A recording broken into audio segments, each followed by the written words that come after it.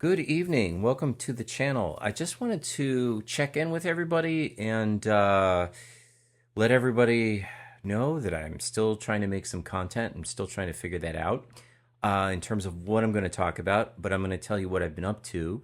So, a couple of things. Rebuilding an online film scoring class, which is just taking up a lot of time.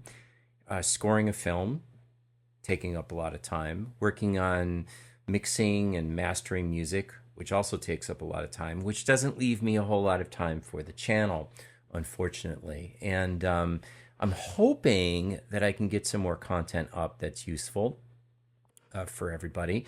And I just wanted to talk about a little shameless self promotion. I did a Dolby Atmos track. I produced a track in Dolby Atmos a while ago, and it's up on Apple Music.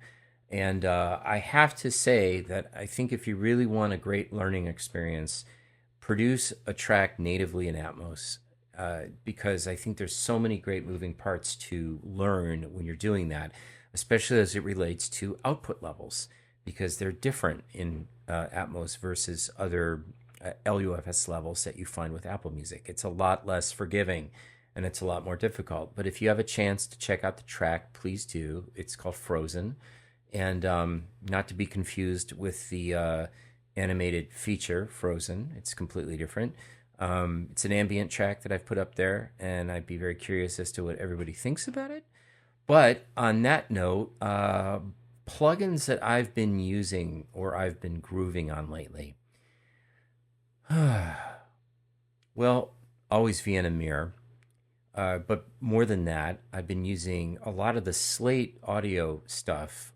The SSL emulations are fantastic, and there's a big shout out to that plugin suite. So that's a subscription package that you can get.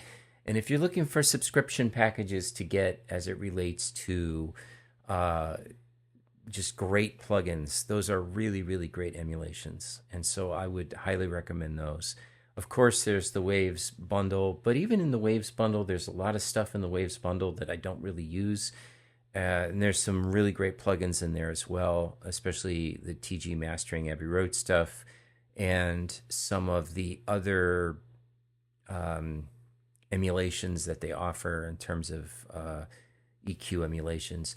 But really, when it comes down to it, I've just been spending a whole lot of time writing music, and that's been consuming most of my time. And I just want to let everyone know that I was still kind of stunned by the Rush video reception. That was just beyond anything that I had planned. And of course, I should probably do more of those videos. I will do a deep dive on the Dolby Atmos version of Rush's Grace Under Pressure. So thank you for showing up tonight. So I'm going to start, well, not start with that because I started with all that other stuff, but I'm going to talk about that. The Dolby Atmos version of Rush's Grace Under Pressure is a Robert Ciacchi mix. I don't know if I pronounced his last name correctly, but it's brilliant.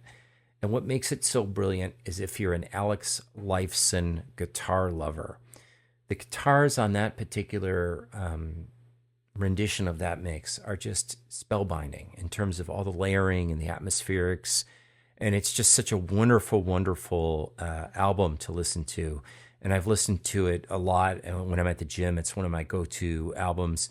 And it's a really just full-throated, but very sort of three-dimensional take on that mix.